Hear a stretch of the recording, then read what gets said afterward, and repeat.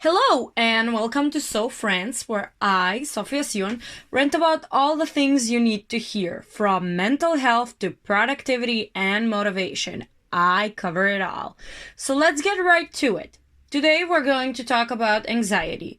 What anxiety is, in what forms does it appear, and what is an anxiety disorder. Plus, what are the 4 ways that help me deal with it in the most stressful situation? And those are talking to friends, talking to a stranger, carrying a very personal item, and gaining a sense of control. Before we start, it's very important that I mention that I'm not a psychology student. I am not a psychology expert, and I am stating everything from my own personal perspective, and this should not be taken as medical advice. If you're dealing with an anxiety disorder or anxiety, definitely talk to an expert psychologist because they can tailor the therapy to your needs. And you have to understand that what works for me might not work for you, and vice versa.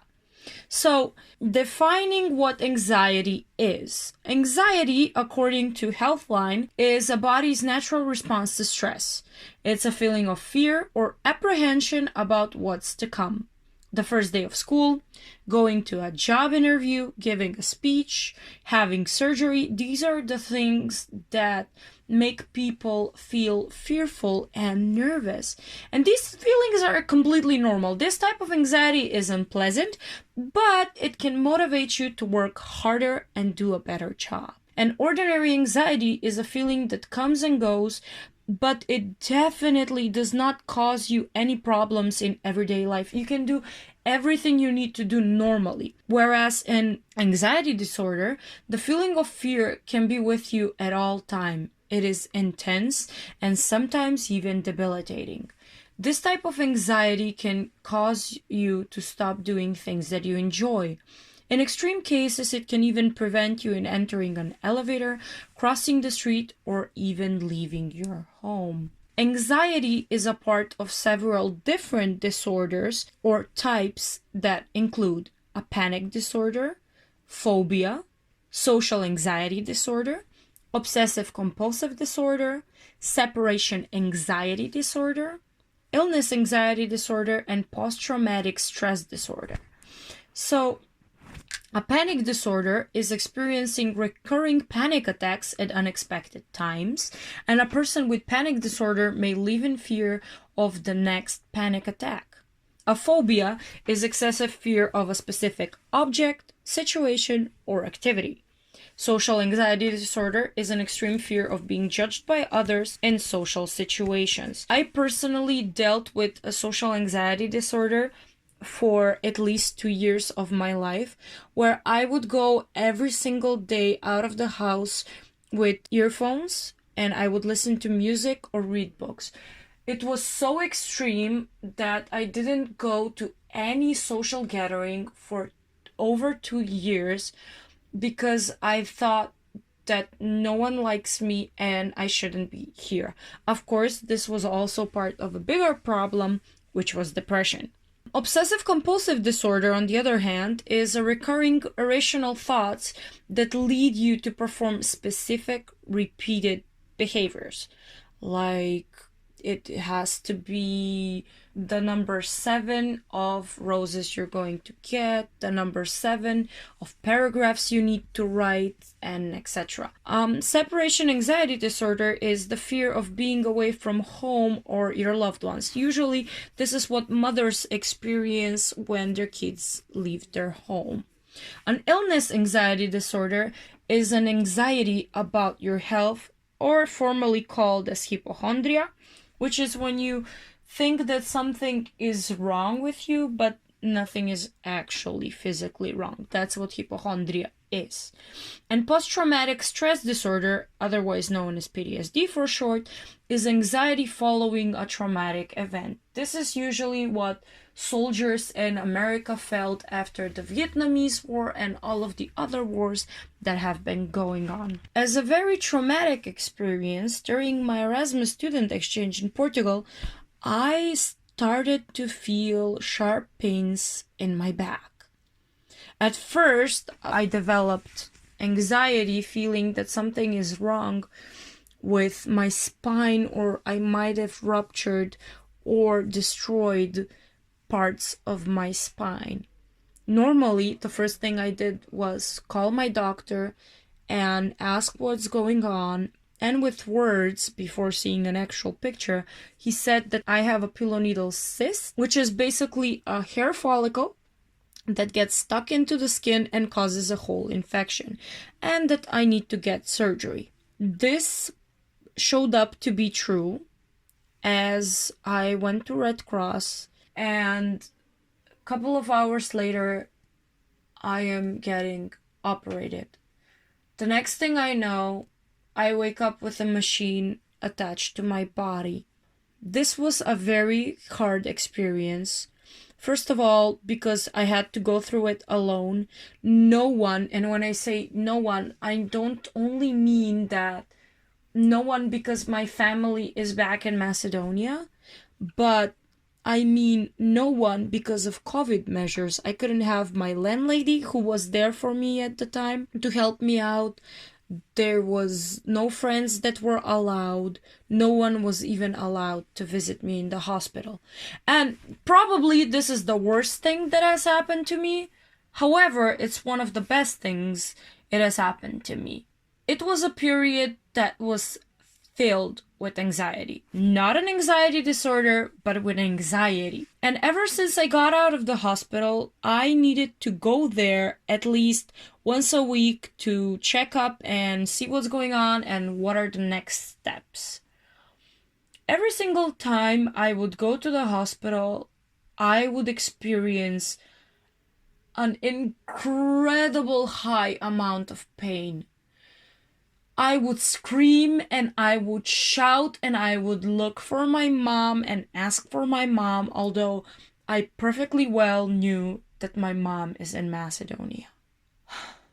One of the by far the worst situations that has ever happened to me was this visit to the hospital, where when the doctors needed to work, my whole body started uncontrollably trembling. The thing that caused my body to tremble, of course, was anxiety. Anxiety caused from the words, okay, Soph, this is going to hurt a lot, but I really, really need you to take it in. Please, it's gonna last like 3 seconds, but I need you to take it in. And of course, my body and my brain going on autopilot. Oh my God, this is the end of the world. I cannot take this pain. And even without me realizing, my legs started to shake. They started to shake as if I had hypothermia. I was fearing for my life, which technically I was. And the situation got so serious and so bad that the doctors could completely not work. They needed to find completely different ways to calm me down so they can finish their job. And they asked me, Sofia, please calm down, we need to work. And I'm like, I'm not even thinking about this. Like, I want it to stop as well. Like, it's unpleasant. But my body just kept shaking. Somehow the doctors managed their work to finish it. And when we were done, one of the doctors asked me, Sofia, do you go to therapy for this? Has this ever happened to you? And I'm like, well, no, I've never had this bad of a panic attack. And they're like, you should definitely talk to a therapist. And honestly, because it was COVID, psychological consultations were often given out for free. So I used that opportunity, and I used the university psychological site that helped me out in the moment, and I scheduled a meeting with a psychologist who told me 4 ways how to help me. Disclaimer, this is very important. This is what worked for me. It doesn't mean that it's going to work for you. Chances are it might work for you, or it might not, because anxiety is a very specific thing. And first of all, you need to know what causes your anxiety. And you probably need treatment that is specified for you and your needs, the way I had anxiety, and I talked to a professional who tailored it to my needs after me describing what type of a person I am, what I do, how I act, and etc. So, given the fact that I'm not an expert, I was researching a lot, and I wanted to prepare this episode in a way that I can give you tangible information that speaks from the point of view of an expert, because I am not an expert. So psychologists definitely agree that one way to combat anxiety is to realize the source of it. If you have stage fright or you're afraid from public speaking, realize that you're afraid from the symptoms of your anxiety, like throwing up or sweating or stuttering, that they're the actual problem, and not that you feel afraid to get up on that stage. You're afraid because of those symptoms. So that's one way that psychology deals with it. Another way they deal with it is that anxiety needs to be dealt with one way or another. And what might work for one might not work for another. I know I've said this like 10,000 times, but I cannot tell you how important this is to realize. But I'm going to talk about right now for the things that worked for me. And that those 4 ways are talking to friends, talking to strangers, holding a personal item, and gaining a sense of control. So the first one that the psychologist mentioned to me is talking to friends. For me, when I'm talking to friends or to someone I know in the situation while I am on the doctor's chair and they cause me an incredible amount of pain every single week, talking to someone who knows me and understands me helps me defocus myself from the pain and more easily get through it without shaking and before all thinking about it. So when I am talking to someone, I am not feeling the amount of pain that I would feel as if I didn't talk to someone, because talking to someone is a distraction. However, talking to friends is very delicate. Another thing that can help you is talking to strangers. Friends are cool and all, but some things are way too intimate and way too personal, just like experiencing tailbone pain and letting the whole hospital see your butt. Talking to strangers helps. However, the psychologist made this very clearly: they cannot be medical staff. It has to be someone on the outside, someone who doesn't understand medicine, so they do not, in a way, judge you. Those were her words. The third thing that I want to talk about is holding a personal item. So a lot of people that know me know that I've been wearing an amethyst for the last 4 years. I am a Pisces. I am born in February, and that's the stone of Pisces, which is the amethyst. So coming to Erasmus in Portugal, I don't really have a lot of personal items. I just grabbed everything that is necessary, and I didn't really grab something that is emotional or that I can connect with it. But the one thing that never leaves my neck, except when I'm showering, that's the only time I take it off, is my amethyst. Amethyst is a stone that literally in translation means not to be drunk.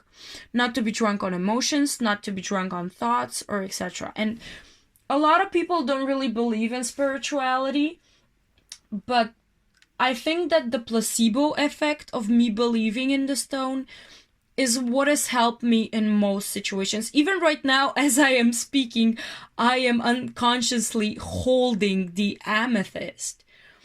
And she said hold a personal item. So I have to say that from all of the things, holding the amethyst while they are going through my wound and causing me pain has helped the most. The explanation of the doctor is that you technically distract yourself by holding something that is very dear to you and putting all the energy into that. It might not help as much as talking, but for me, it had a definitely bigger effect than that. And the fourth thing that definitely has a very, very huge effect is gaining the sense of control. After everything I described to my psychologist, she said to me that I am a person who very much likes to be in control. And this is entirely true. I want things to be done my way or it's the highway. So she said that all of the choices that I make, I need to realize that they give me a sense of control. The thing why I spur out of control during my hospital visits is because not only do I not know what is going to happen every single time, but not feeling that I have control over the situation, that I feel completely powerless and out of control. So you gain a sense of control by consciously deciding that you are going to go to the hospital, that no one is forcing you to go. Because at the end of the day, my doctor said, are you going to be here? Because I am an adult, I'm a person who makes my own decisions, and that is something I have control of. So every single week where I went to the hospital, that was my choice. The second way to gain control is by deciding what you're going to wear. So realizing what you're going to wear is gaining a sense of control. It makes you realize that, oh, by dressing this and this, I have control. So these are all the ways that have helped me deal with anxiety, and I hope that they have an effect on you. Next time you are feeling anxious about a situation, try these 4 strategies and see what works for you. Again, this might not work for you. Some of it might, or none of it might, or you need to find your own ways and what works for you. At the end of the day, I utmost definitely recommend talking to a psychologist that is going to help you in a very tailored way for your needs. If you like this episode, give me a like, subscribe to my channel, like my Facebook page, and definitely tell me what are the ways how you feel anxiety, what causes you anxiety, and how you personally deal with it. I hope that this episode gives you some information and gives you maybe the tool to find something within yourself. So, till next Sunday, be nice, take care of you first, and have a good week. Bye!